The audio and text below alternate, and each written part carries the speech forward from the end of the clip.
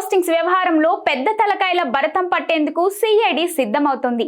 ఇప్పటి వరకు ఈ వివాదంలో పలువురిని అరెస్ట్ చేసినా ఎటువంటి ఫలితం లేదని భావిస్తున్న సిఐడి తెర వెనుక పాత్రధారులపై దృష్టి సారించింది. అసలు సోషల్ మీడియా పోస్టింగ్స్ వ్యవహారంలో తెర వెనుక ఉన్న పెద్దలు ఎవరన్న దానిపై ఆరా తీస్తుంది.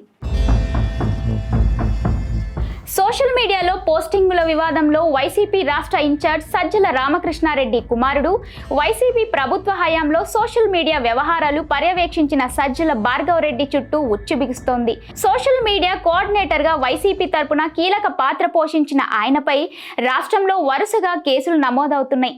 ఏపీలో ఇప్పటి వరకు నమోదైన 8 కేసుల్లో ముందస్తు బెయిల్ కోసం హైకోర్టును ఆశ్రయించిన భార్గవ్ తాజాగా ఇదే కేసుల్లో సుప్రీంకోర్టులో సైతం పిటిషన్ దాఖలు చేశారు. అయితే సజ్జల భార్గవ రెడ్డి బెయిల్ పిటిషన్ ను తిరస్కరించిన సుప్రీంకోర్టు ఏపీ హైకోర్టులోనే తేల్చుకోవాలంటూ స్పష్టం చేయగా ఆ పిటిషన్లు హైకోర్టు సోమవారం విచారించనుంది.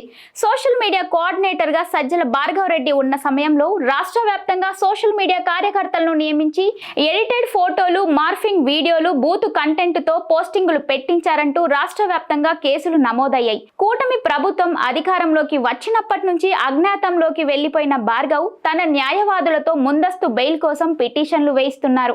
ఇప్పటి వరకు భార్గవ రెడ్డి ఆచూకీ లభ్యం కాకపోవడంతో పోలీసులు ఆయనపై లుకౌట్ నోటీసులు జారీ చేసి విదేశాలకు పారిపోకుండా చర్యలు తీసుకున్నారు.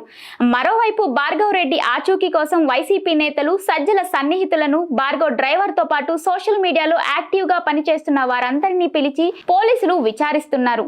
ఇప్పటికే 50 మందికి పైగా సోషల్ మీడియా కార్యకర్తలపై సిఐడి కేసు నమోదు చేసింది.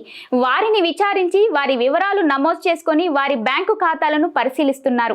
ఎవరు ఈ పోస్టింగ్ల వ్యవహారంలో ఉన్నారు, ఎవరి ఆదేశాలతో సోషల్ మీడియాలో పోస్టులు పెట్టారు, మార్ఫింగ్ ఫోటోలు ఎవరిచ్చారు, ఎడిట్ చేసిన వీడియోలను ఎవరు పంపారు అనే విషయాలను ఆరా తీస్తున్నారు.